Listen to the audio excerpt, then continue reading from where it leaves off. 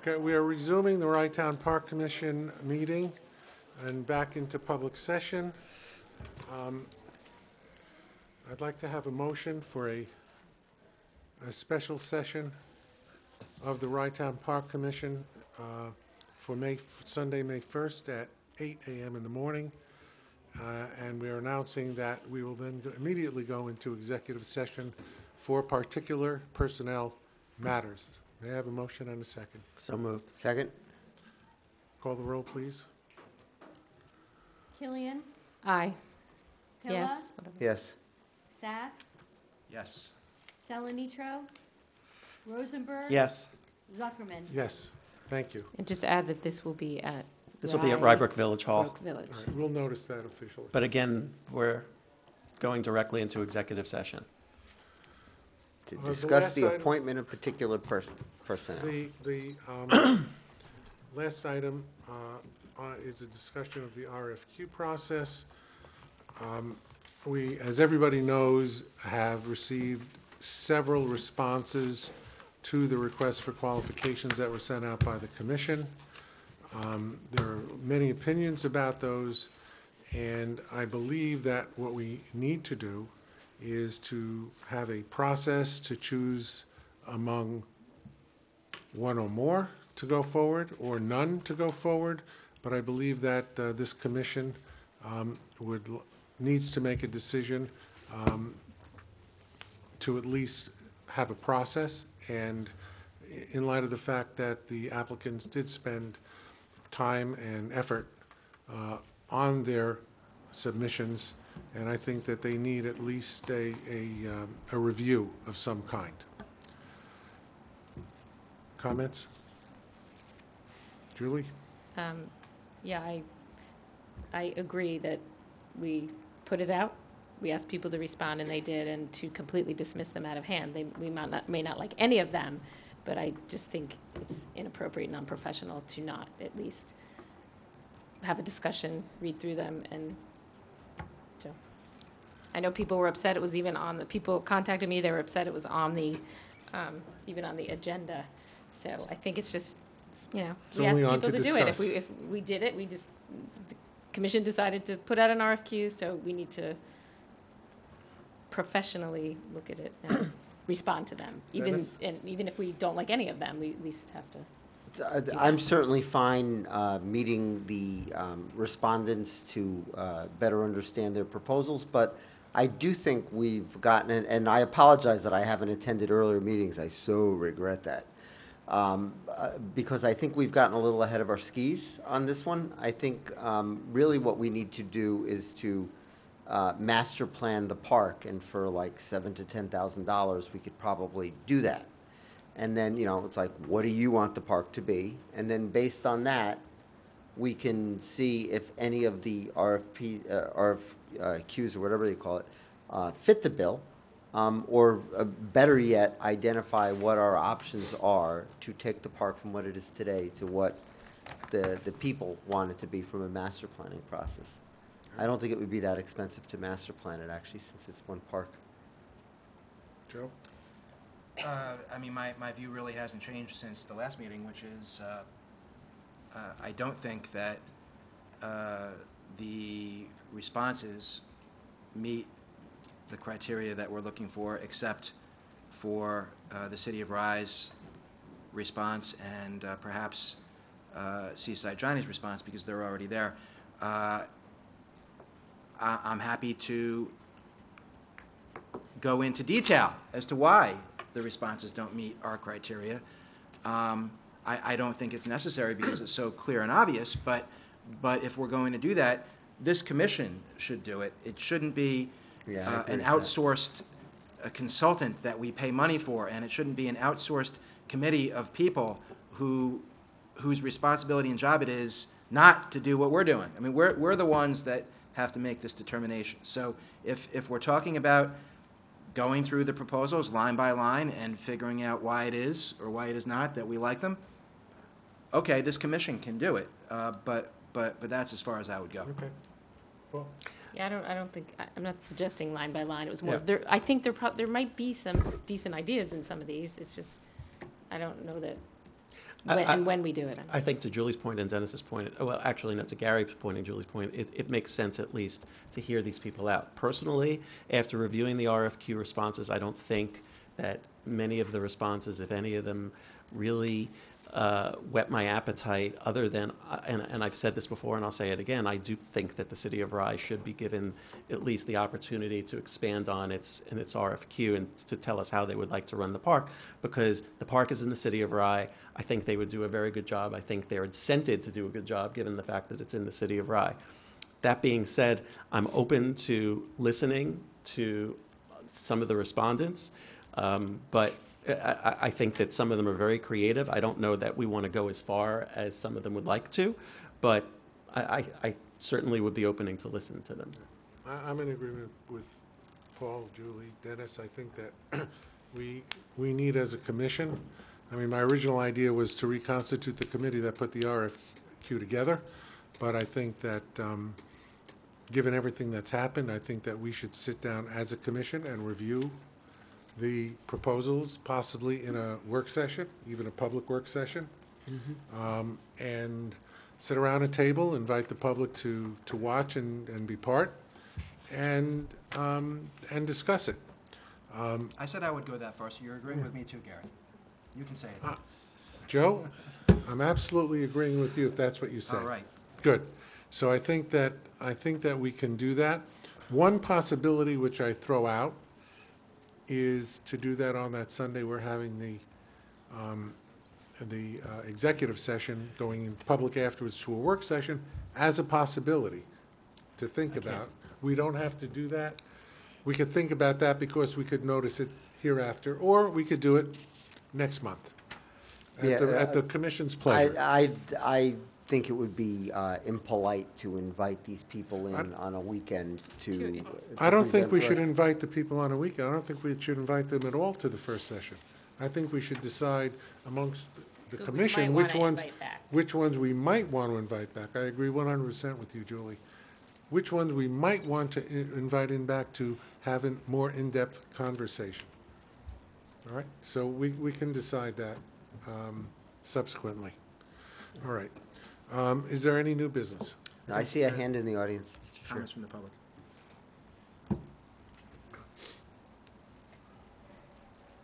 Thank you. Just a brief addition to what I'm sorry, my name's Howard Vise. Once again, speaking for myself and for the 76 homeowners at Water's Edge. When I spoke at the last meeting, I directed my remarks primarily to the merits of the individual proposals. And the point that I was seeking to make then, which I think was pretty clear from the proposals put forth by the private for-profit submitters, is that each presented a clear combination of a very detrimental plan for the park's future put forward by an entity that had no experience in running a park, and therefore that on their face they didn't merit consideration. When I hear additional comments to the effect that people deserve consideration for these proposals merely because they submitted them, I feel that something more need be said, and that perhaps what needs to be addressed is a threshold question that exists without even considering the relative merits of what I consider a number of very bad proposals. And the threshold question goes back to the basic concept as stated by the Court of Appeals, Van Cortlandt Park v. City of New York, where it said our courts have time and time again reaffirmed the principle that parkland is impressed with the public trust. And one upshot of that is the notion that when you do something that on its face tends to deviate from that trust, among other things, leasing municipal park or recreation facilities, especially to private profit-making concerns. It's a process that's deliberately made difficult because it's something that's inherently inconsistent with the notion of that trust. And so it requires, among other things, approvals on a great many levels, state government, something beyond the confines of the governments represented here. And in this case, that trust responsibility is one particularly heavy, both because of the exceptional natural beauty of the park and because of its historic value as well. And so, before addressing the question of whether it is more or less merit to a proposal to lease our park or portions of it to a private entity for profit-making purposes, for commercial use, whether it be as a catering hall or for vacation lodging or for retail establishments, I think the commission has to face and hear comments on the basic question of whether any of those uses can be reconciled with the basic notion that we're dealing with property in a public trust, or whether all of those proposals are inherently inconsistent with that notion. I understand that the impetus for these proposals is a desire to make the park profitable, or at least break even. I have difficulty understanding, however, why that should be the driving force for a park any more than it should be the driving force for a school system or other basic amenities that are fundamental to maintaining the quality of life in our community and the character of our community. While it might be nice to make the park self-sustaining, going in this direction to do so is clearly a choice, not a necessity. If this community can argue that it can't maintain a park without turning over land to a private company for profit-making commercial use, then no park anywhere is safe from that kind of exploitation. And the notion that parkland is impressed with a public trust would become meaningless. And that's the path I would hate to see our community drive towards simply because somebody went to the little trouble of submitting a proposal to build a catering hall or vacation lodging or any of the other retail or additional restaurant uses that have been put forth by these particular submitters. Go back to first principles and ask yourself and let the community weigh in on whether this is consistent with the notion of this land being held in public trust, or whether all of these proposals are inherently inconsistent with it. If the answer is it's inherently inconsistent, there's very little reason, justification for going forward with any of these. Thank you, sir. Thank you very much.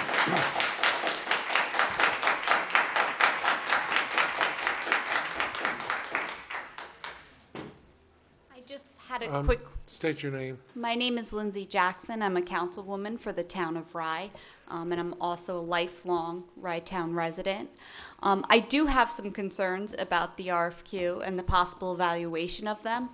I am worried that the proposal for Rye will be at an unfair advantage to all the other proposals because we do have Mayor Sack, and with all due respect, Mayor Sack has been spearheading, and you spoke before about the proposal for Rye City to take over the park and that you thought that was the only one that was valid. Clearly, there's a conflict of interest there. And I want to make sure as a representative for the residents and the taxpayers of Rye Town that the views of the Rye Town residents are also taken into consideration. Rye Town Park was established in 1818, I believe? 1907. 1907. It was created in 1907 as a Rye Town Park.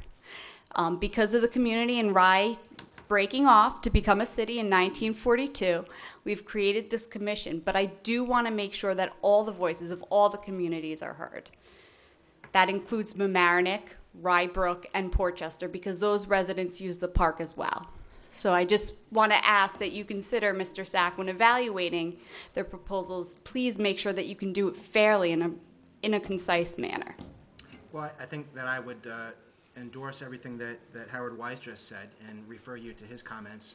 And I would also ask you to consider that what we're talking about here is not abolishing the Rye Town Park Commission. Okay, I don't think anyone has ever said that. What we're talking about is having an organization or an entity that is best situated to do so manage the park. I think from my perspective, based on what I've seen, that's the City of Rye. City of Rye is not going to take over ownership of the entire park.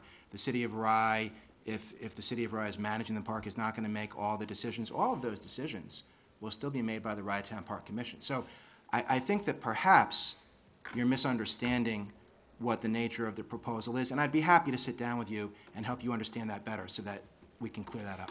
Well, no, and I agree, and I thank you for that offer. I just, like I said, I want to make sure that everything is done in a clear, concise, and even manner so that we have those who are spearheading the proposals not necessarily evaluating them on their validity. Well, I know you're not saying that I'm not being clear, concise, and even-handed, okay? And I would never say that about you or anyone else up here. So I think we're all working towards the same goal, but I appreciate your perspective. Thank you. Have a great evening. Anything else? Mr. Chair, just on the remarks that we just heard from Mr. Weiss, may I request opinion from council whether the Rye-Town Park Commission would need to adhere to the state parkland alienation process to move forward? I have some familiarity, I'm not a lawyer, but I actually got involved in public service on a matter of parkland alienation, and the matter of Van Cortlandt Park versus City of New York. They beat Giuliani, actually, which was pretty impressive, I thought.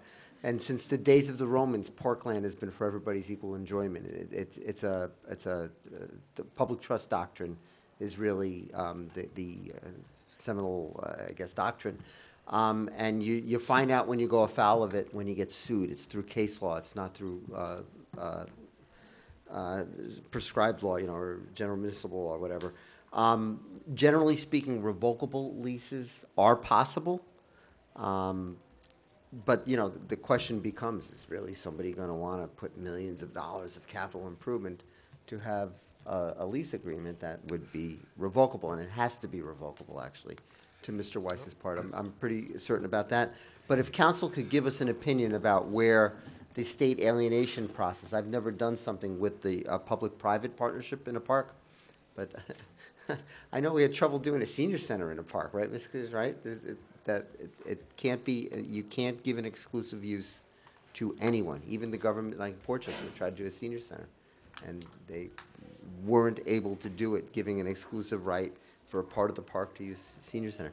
The Van Cortlandt Park issue, not to digress too much, was Con Ed wanted to put a little box, one of those boxes that you see on the side of the road in the park, and this Friends of Van Cortlandt Park group fought them, and they won. So it's something that's taken very seriously. And, when I hear the Rye City, I mean, we've been speaking about this for years when Mayor Feinstein was here before you. I don't really consider this a discussion with the city of Rye so much an RFQ and turning over the park. To me, it's more shared services, right? They have a highway department, a parks department, they have lawnmowers, they probably drive by the park. If they could, in a cost-effective way, mow the lawn and make it look pretty, and it's something that's economical and with a good outcome, I'd be interested to entertain that. And there are different levels of subscription here, really, right? To the degree that we would want to have management and things like that. But I think that's a separate discussion from the RFP process, and that's really a shared service discussion. I do think that, and we're hearing this from the audience, this notion of master planning, and what's a master plan, right? But just having a facilitated discussion by an outsider to hear from the people what the options are, weigh them so we can get prioritized, figure out what the options to deliver them, be it grants, be it taxation, be it a public-private partnership. I don't think that would be a very expensive proposition to do, project to undertake, and I do think that's the right way to start. But, maybe getting this opinion from council, that may pour cold water on a lot of these RFQs, and why waste people's time? Thank you, Dennis. I think that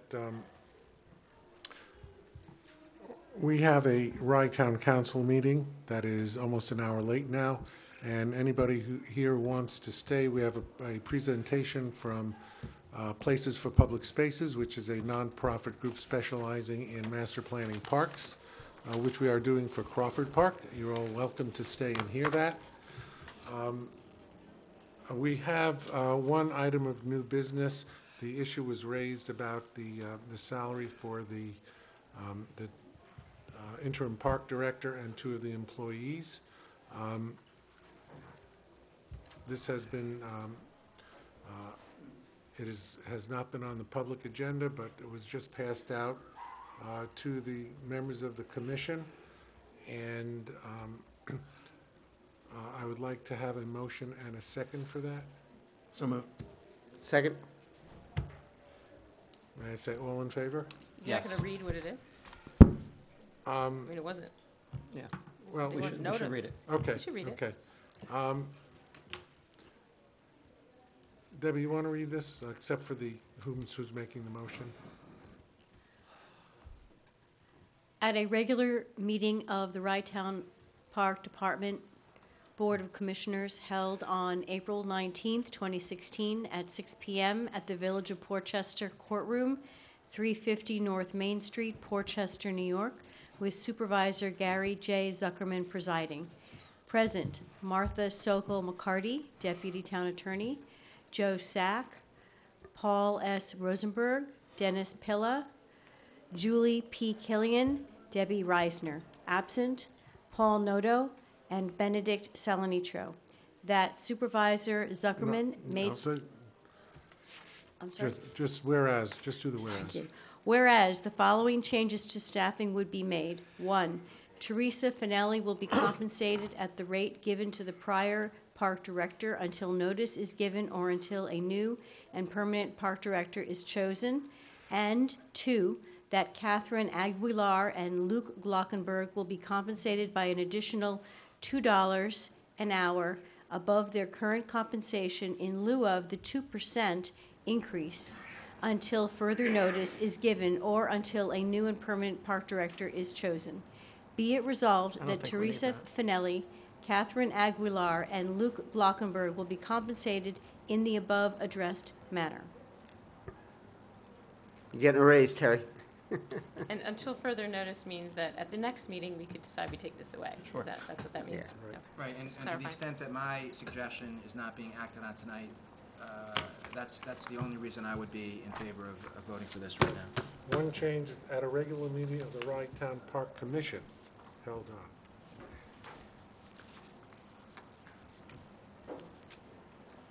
Don't we have to roll call?